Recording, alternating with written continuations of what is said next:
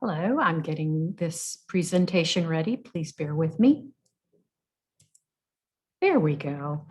Welcome to Preserving Photographs in a Scrapbook. My name is Janice, and I am the Reference and Genealogy Librarian here at the Morgan County Public Library. I'm going to be using a PowerPoint presentation that I used for a program that I gave here several years ago. I'm not going to read every single thing on every single page. You can always pause the video if you want to read any one or all of the slides. And here you will notice the history of scrapbooking from 1598 to 1837. I had no idea scrapbooking has been around that long, did you? And here is more history of scrapbooking from the mid-1800s to 1996. Even Mark Twain got into the business with his self-pasting scrapbook. That must have been something to see. I wonder if there's ever even a copy around. And, and the answer to the question is to preserve your photos and save those precious memories.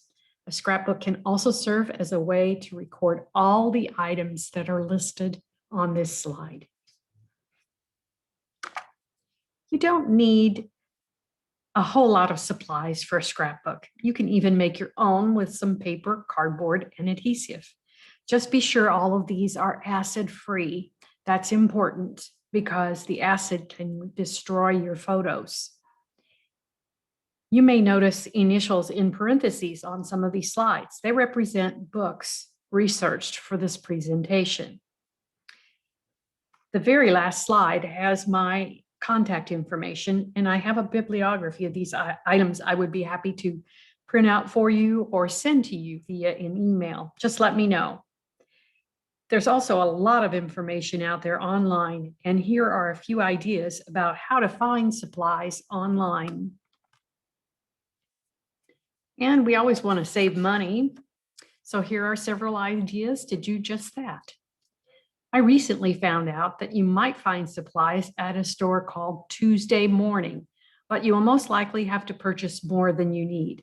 So get together with some friends, share or swap your extras, or use those extras as gifts. One of the most useful suggestions is to organize your photos.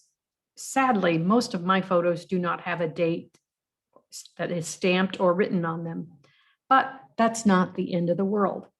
Photos don't have to be put in a scrapbook in chronological order.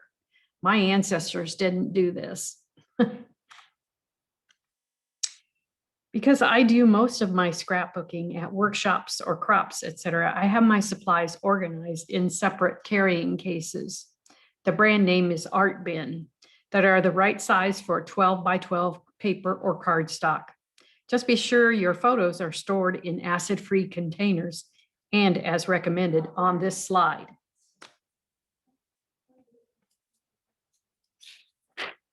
The next 4 slides are ideas you may use for a scrapbook theme.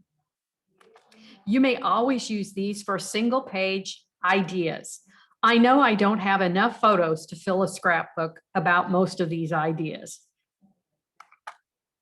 Quite a few ideas I had never thought of before doing the research for this PowerPoint. Wow. I just had an epiphany. Instead of organizing photos chronologically, why not use some of these themes or ideas to sort your photos? Then you will have a good idea if you have enough photos for an entire scrapbook or just a page. And speaking of pages, here are some ideas for topics and titles for your pages.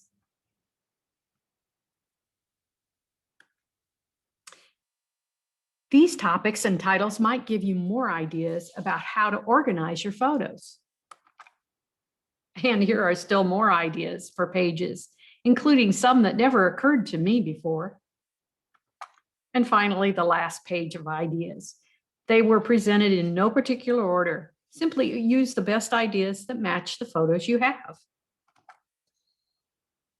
Start a page with photos to go with the theme for that page. It's okay if you don't have a specific theme for each page. Having one just helps to pull your photos together. Use the bullet points on this slide to help you plan your page. Now, listed here are specific ideas for planning a page. If you think you might need to show or use your original photo in the future, then use mounting corners or digitize it first before placing it permanently in a scrapbook. If you decide on mounting corners, be sure to use top or side loading page protectors. There are some permanent page protectors out there, and you would have a difficult time getting your photos out if you use those. Okay, here's a slide to talk about story building questions. And we'll use this picture on the right because I know the answers to most of these questions. Who is in the photo? Well, that is yours truly. Why was the photo taken? Not exactly sure, but I think my parents wanted to have a professional photograph of me. When was it taken? Well, it was taken when I was about 2, maybe 3 years old. Say closer to 2, I would think. What is happening? Well, obviously, I'm not very happy about this. More about that later. Where was it taken? Well, the school near where we lived was taking school photos. And so my parents asked if they could bring me over and have my photo taken. Oh, this next question is a goodie, oldie but a goodie. What happened immediately before the photo was taken? Well, the professional photographer tried and tried and tried and tried to coax a smile out of me, but all he got was tears and crying. Well, what he did was show my dad how to use the camera. And so my dad just waited and waited until I stopped crying, and then he took the photo. And what you see is what my dad actually took of me with the professional photographer's camera at the school. I don't know what happened immediately after the photo was taken. And when I see this photo, I feel nostalgic. I think the dress that I'm wearing, my mother probably sewed. I really don't understand the belt part because it looks kind of unusual. I'm going to have to go back home and take a look. There is a dress of mine on a baby doll that I have, but I don't think it's this particular one. But it kind of looks like it. So I'm going to have to go see. Well, when I see this photo, I feel, of course, nostalgic, and it reminds me of where we used to live. And I do remember that particular location. I remember the school, and I remember the last time I saw the school, there was a huge chain link fence up all around it. So obviously it was not in use as a school any longer. And I highly suspect they didn't want anybody going into the school because it probably was so old that it was starting to come down and deteriorate. And you might not notice this immediately, but this photo shows, well, a younger time and a time when I was scared of strangers, I suppose. And I've already told you that I'm wearing something my mother made, and it was probably one of my best Sunday go to church dresses, so to speak. And of course, when this photo was taken, the person in it was very unhappy at the time. But that is probably the first professional photograph that was taken of me years and years ago. I'm not going to say how many. For anyone who is creating a scrapbook based on your family tree or heritage, consider using the suggestions on this slide. And unless you are a whiz at matching colors and creating color schemes, invest in a color wheel. I found one at Hobby Lobby, and it's a great way to decide what colors to use on a page. It certainly takes the guesswork out of creating a page that best suits your photos. And here are more ideas for choosing your colors. Shown here are steps to take for creating a layout. You can find other ideas on the internet by searching through Google or Pinterest or both. Try searching scrapbook templates or scrapbook layouts. Some scrapbook supply businesses often refer to these as recipes. A very important point on this slide is that you should never, ever crop or cut a Polaroid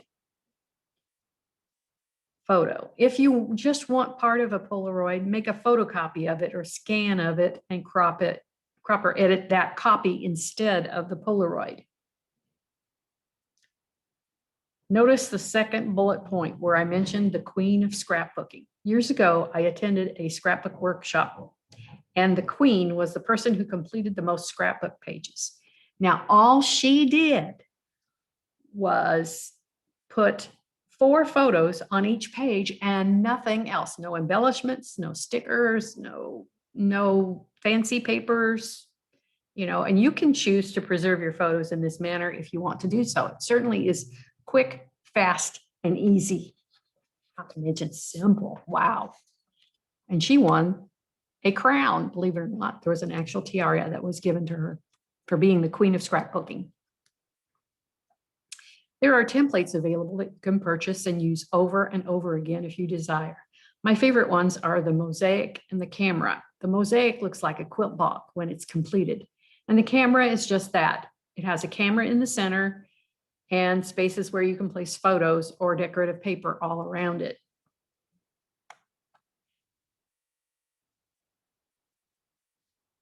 And yet more ideas using templates.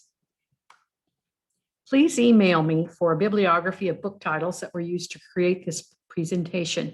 There are far and away more ideas in these books than I could possibly cover in this video. And don't forget to join me next month for recording more than just parents using a family group sheet. Until then, bye-bye.